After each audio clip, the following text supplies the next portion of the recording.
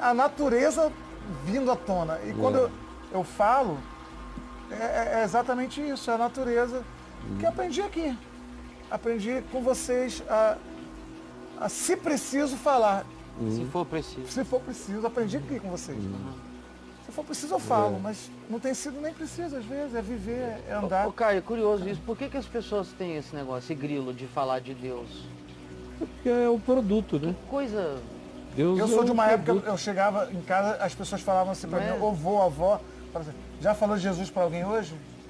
Muitas vezes eu falava, putz, hoje eu não falei de Jesus pra ninguém. E isso era exaltado. Era uma coisa exaltada no passado.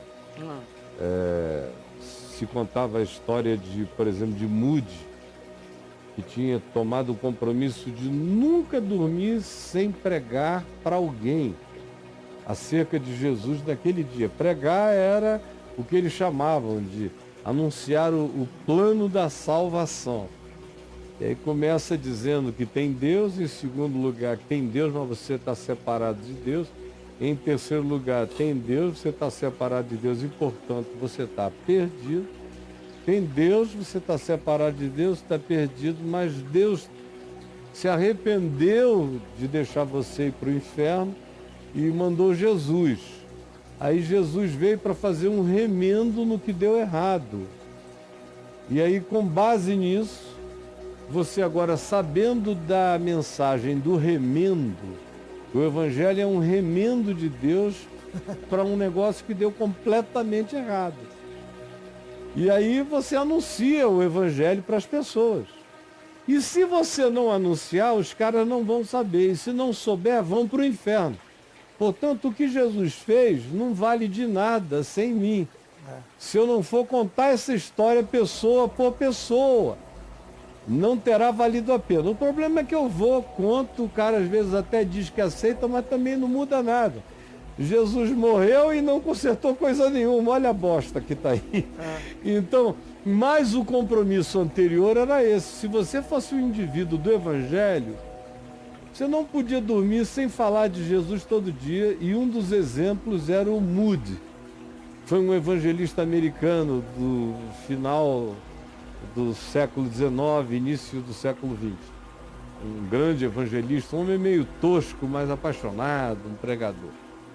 Aí, o Moody era enfiado garganta abaixo. Você ouvia todo dia aquela história de que um dia Moody, chegando em casa, numa noite fria, chovendo lá fora e nevando, ele ali na região de Chicago, aquele frio miserável, quando ele entra na cama, que ele se cobre gostoso, ele lembrou que ele não tinha falado de Jesus ainda para ninguém naquele dia.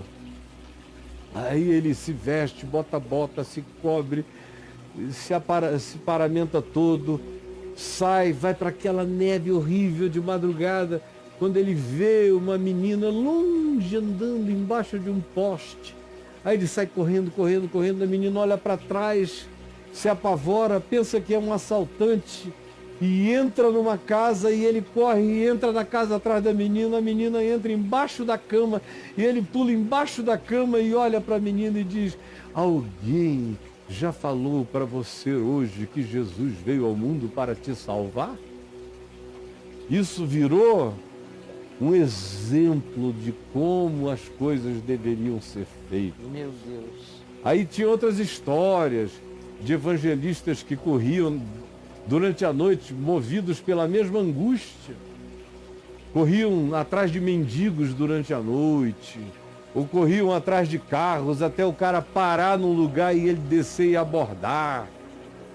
E quem quer que fizesse isso tinha galardões enormes nos céus, de modo que eu me converti sob esta opressão de para quantos você já falou do Evangelho hoje, porque se alguém passar por ti e você não falar, o sangue dessa pessoa fica na sua cabeça. Você é um atalaia que será degolado espiritualmente porque deixou de anunciar a palavra de Deus a alguém que sem aquele anúncio já está no inferno, se não for você. Porque Jesus morreu, pagou o preço, mas nem tanto.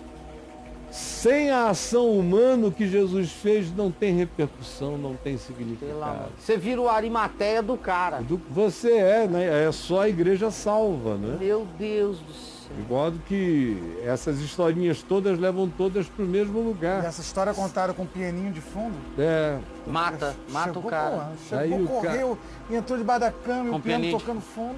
e aí Até eu me o conver de novo. povo chorando, Até eu me conver. chorando, arrependido, como eu sou ruim de chifra, meu coração não é quebrantado, Sei. eu não tenho coragem de fazer isso, eu acho isso ridículo, acharia um assinte, um abuso, mas a culpa é minha, Meu Deus. porque eu é que não tenho esse mover do amor de Deus tão presente no Meu meu Deus. coração.